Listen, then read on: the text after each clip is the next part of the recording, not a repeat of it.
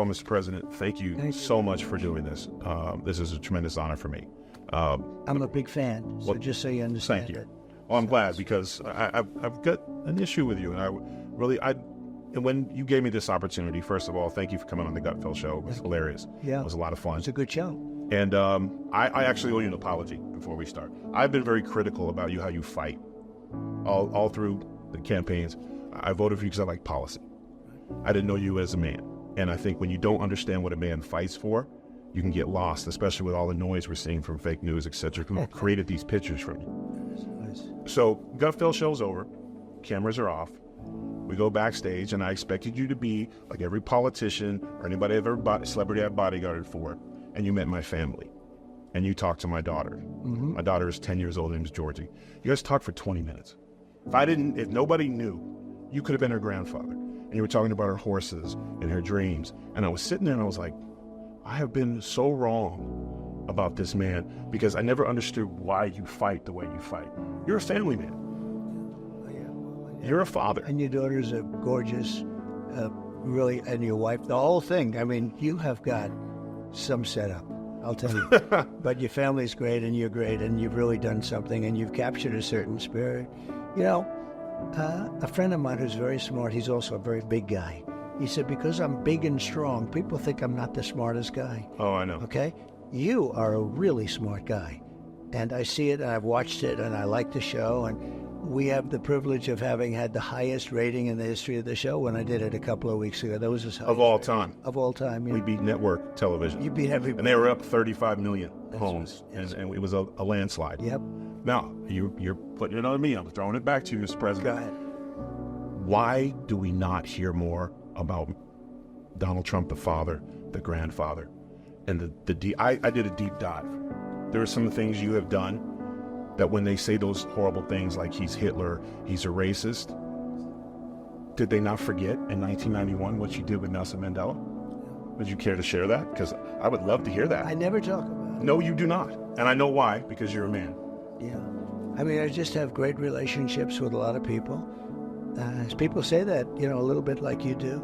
I don't think it's a narrative the press likes. Maybe it's not even a narrative that I should have. We have to protect our country, and maybe we should let the other side. I don't even call them the enemy. I think we have more of an enemy from within than we do from outside. If you have a smart president, they talk about China and Russia and everything else. If you have a smart president, they're not going to be the problem. We have a bigger problem from within, and they hate it.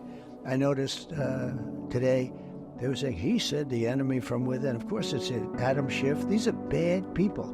These are sick people and bad people, and it's true. But I think it's a narrative that they don't like, frankly. I think the fake news, a term I think I came up with, I'm very proud. Oh, you did. You course. It's not you tough. Should probably trademark it, but I'm not going to. Yeah, I should trade. I'm not going to give you business tips. But it's funny because it's a great term, but it's actually not strong enough because it's beyond fake. It's really bad.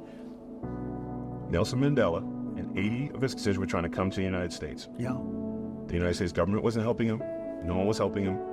You chartered a 727 plane for their entire trip. Yeah. How was somebody, and it's crazy because you can talk about anything, why is it hard for you to talk about the things you've done? It runs in your family. Your father helped build a synagogue. I mean, why do we not know those things? It's something that I've never, I love doing it. I don't need praise for it. I don't, we all like a certain level of praise, but I've never, I just like helping people. I help a lot of people, and I enjoy doing it, and I never talk about it. It's nice that you bring it up. I also think it's not a narrative that the press likes talking about, for me. But I think it would help a lot of the American people who have been misled, I myself included. Now listen, I'm voting for you now because of the man you are, not just because of the policies. Because not every American will get the opportunity that I had to saw who you were backstage. And that's why I have this list. I mean, I have testimonials. We can't go through all of them because I want to see them. Now this was I had to dig deep. I like that. You donated $100,000 to race dogs. You're not even a dog guy. Yeah. Explain that. Well, that's Lara. So I have the wife of Eric, and she's a terrific person. She's actually now a very big and important person in getting elected in the Republican Party. Comes from North Carolina. She loves the dogs. And I did that in her honor, actually. And, if you listen to her, boy, dogs are treated very badly. They're, some evil people having to do even with dogs. So I did that for my daughter-in-law, more so than me. I don't know that much about dogs, but I want to take care of them. And I had an opportunity. As president, you can do a lot of things. I did a lot. The size of the kennels, the size of the cage, there's like cages that they're in. And it's terrible. It's like you have no room, no nothing. And she came in with a whole group of people. These are people that really fight hard for dogs. I mean, you have people that fight. And she's a good person, so I did it for her.